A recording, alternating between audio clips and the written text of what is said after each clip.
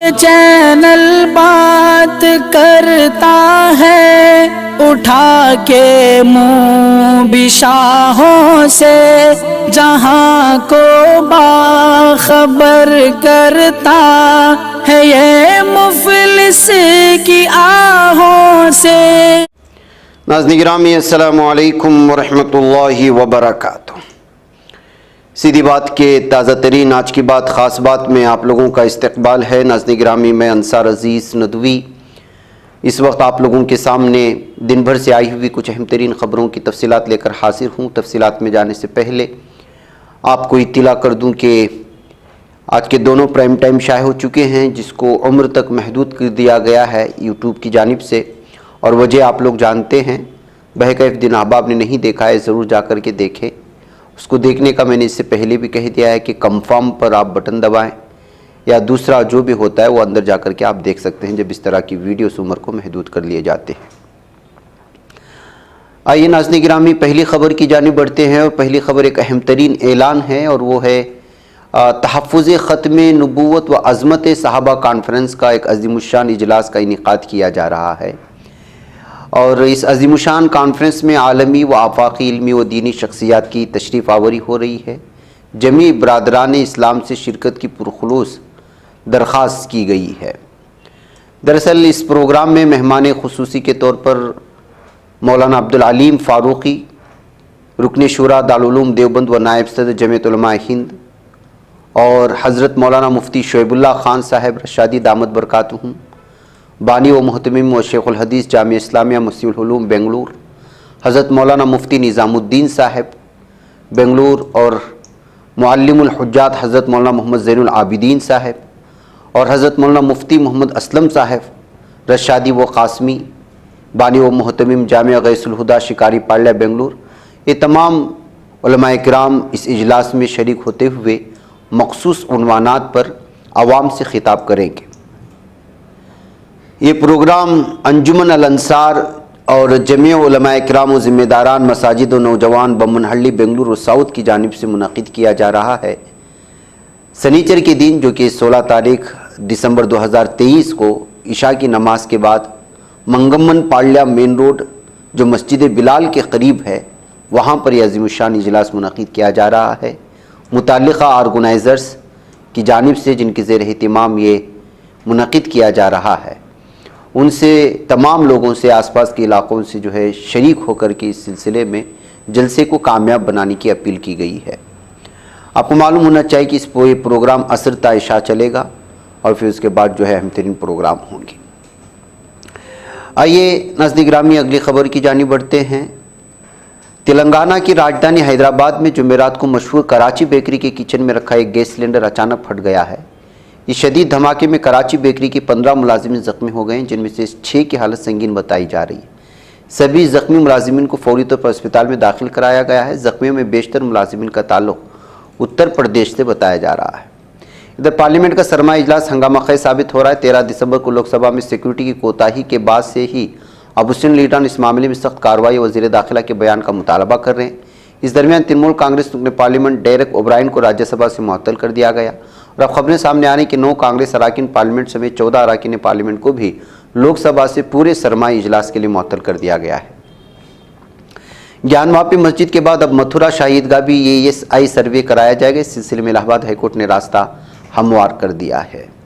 اتر پردیش کے غازی پور سے لوک سبھا کے رکن پارلیمنٹ افضل انصاری، جنہیں گینگسٹر کیس میں 4 سال قید کی سزا سنائی گئی تھی، کو سپریم کورٹ سے بڑی راحت ملی ہے۔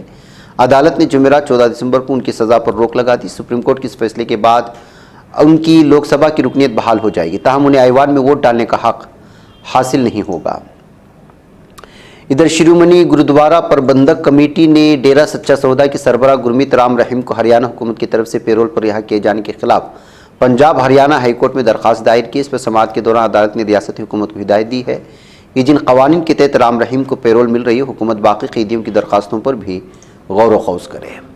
ادھر کانگریس نے جمعرات کو BJP IT سیل پر 13 دسمبر کو پارلیمنٹ کی سیکورٹی کی خلاف ورزی سے توجہ ہٹانے کا بے تابی سے انتظار کرنے کا الزام عائد کیا ہے، اور کہا کہ حیران کن طریقے سے لوک سبھا کی سیکورٹی میں نقب لانے والے دراندازوں کو میسور سے BJP کے رکن پارلیمنٹ پرتاپ سمہا پارلیمنٹ تک رسائی فراہم کی تھی۔ ایکس پر ایک پوسٹ میں Congress general secretary Jairam Ramesh نے کہا BJP IT cell دو حقائق سے توجہ ہٹانا چاہتی ہے۔ پارلیمنٹ کی سیکورٹی میں بہت سنگین خلاف ورزی ہوئی ہے اور یہ کہ سیکورٹی میں نقب لگانے والے دراندازوں کو میسور سے بی جے پی کے رکن پارلیمنٹ پرتاپ سمہا نے رسائی فراہم کی تھی۔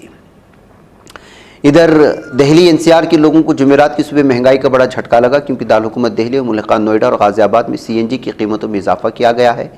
نئی قیمتوں کا اطلاق آج سے ہو گیا۔ آئل مارکیٹنگ کمپنی کے مطابق شہروں کے لیے سی این جی کی قیمتوں میں 1 روپے فی کلو کا اضافہ کیا گیا ہے۔ بھارت میں ایک نجی ایئر لائن انڈیگو کے ساتھ کام کرنے والے پائلٹ نے دوران پرواز کرپان لے جانے کی اجازت دینے کے لیے ممبئی ہائی کورٹ سے رجوع کیا ہے اور اس سلسلے میں مرکزی حکومت سے نئی ہدایت جاری کرنے کی درخواست کی ہے۔ ادھر منی پور کے وزیر اعلیٰ ین بیرن سنگھ نے میزورم کے وزیر اعلیٰ لال دھوما سے ریاست کے داخلی امور میں مداخلت نہ کرنے کی گزارش کی۔ انہوں نے کہا کہ پڑوسی ریاست میزورم منی پور میں نسلی تشدد کو حل کرنے کے لیے اپنی حمایت دے سکتے ہیں، لیکن میزورم کے وزیر اعلیٰ دوسری ریاست کے داخلی امور پر تبصرہ کرنے سے بچے تو بہتر ہے۔ WHO کے سربراہ ٹیڈروس ادھانوم گیبریس نے اسرائیل پر الزام عائد کیا ہے کہ وہ غزہ میں صحت اور امدادی مشنوں میں خلل ڈال رہا ہے، جس سے صحت کے کارکنوں کو حراست میں لیا گیا، امدادی ٹرکوں پر حملہ کیا گیا۔ تکمیلی تلبینہ، طاقت، صحت اور شفا کے لیے سنت اور طب نبوی کا بہترین نسخہ۔ ناظرین، کیا آپ بھی خوشحال مالداروں کی طرح کامیاب بزنس کر کے ہزاروں اور لاکھوں روپے کمانا چاہتے ہیں؟ اگر آپ کی ہاں ہے تو آج ہی سے اپنے علاقے میں تکمیلی تلبینہ کا آسان بزنس کرنا شروع کریں اور چند ہی مہینوں میں کامیاب بزنس مین بننے کے طریقے بہترین تجربوں کے ساتھ سیکھیں۔ بزنس مین بننے کا یہ موقع کہیں آپ کے بھی ہاتھ سے چلا نہ جائے، اس لیے ابھی ہم سے رابطہ کریں۔ 9890963757 تکمیلی food products private limited, Malegaon, India. آئیے اپنے خوابوں کے گھروندوں کو بابرکت بناتے ہیں، ان کے دیواروں کو قرآن کی آیات سے سجاتے ہیں۔ جی ہاں، دلکش، دیدہ زیب، رنگین و خوبصورت قرآنی آیات سے کندہ تختیوں سے اپنے گھروں کی زینت کو دوبالا کرنے کے لیے ہمیں موقع فراہم کریں۔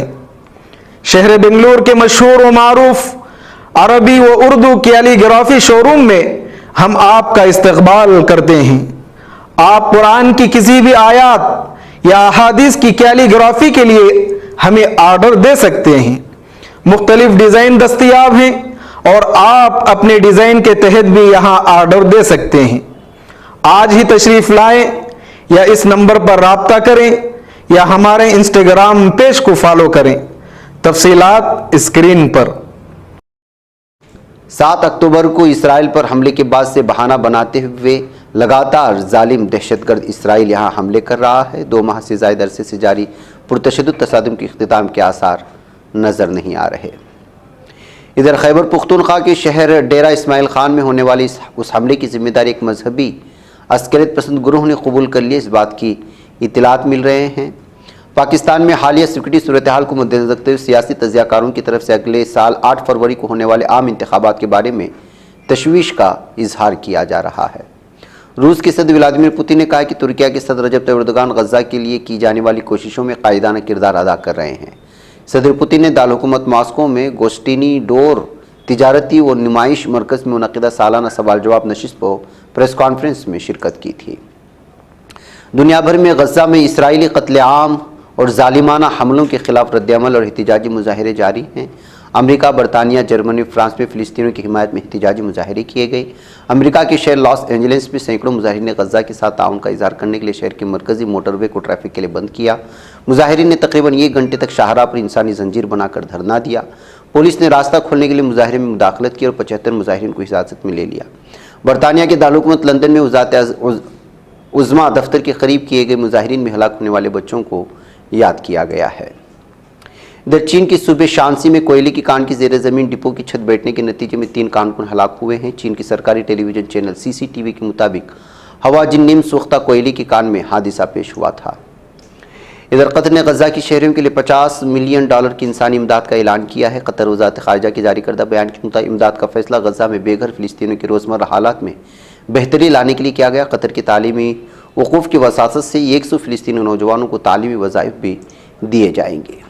ادھر ترکیہ خفیہ ایجنسی MIT نے مسلح ڈرون آپریشن کر کے علیحدگی پسند دہشت گرد تنظیم کی گرین کیٹیگری میں مطلوب و میٹروپول شہروں میں حملوں کے احکامات دینے والی سرغنہ صباحت اورمان کو غیر فعال کر دیا ہے۔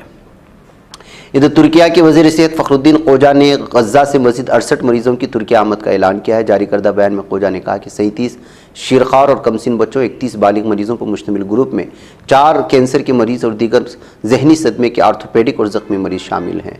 ترک وزارت دفاع کی طیارے سے مریضوں کی مصر کے العرش ہوائی اڈے سے ترکیہ لایا گیا۔ ترکیہ کے ایتی مسگوت ایئرپورٹ پہنچنے پر وزیر صحت فخرالدین خوجہ نے مریضوں کا خیر مقدم کیا تھا۔ ناظرین گرامی، آج کی بات خاص بات میں اتنا، انشاءاللہ پھر آپ لوگوں سے ملاقات ہوگی۔ مجھے اجازت دیں۔ السلام علیکم ورحمۃ اللہ وبرکاتہ۔ یہ چینل حق نگر بن کر کچل دیتا ہے فتنوں کو، اگر گندی ہو پالیسی تو مرتے دیکھ کتنوں کو، اسی بازار میں بکتے ہوئے دیکھا ہے سپنوں کو، سبھی یکساں ہے یہ پیغام دو غیروں کو اپنوں کو، وطن اہل وطن کا ہے گلے بے خار سیدھی بات۔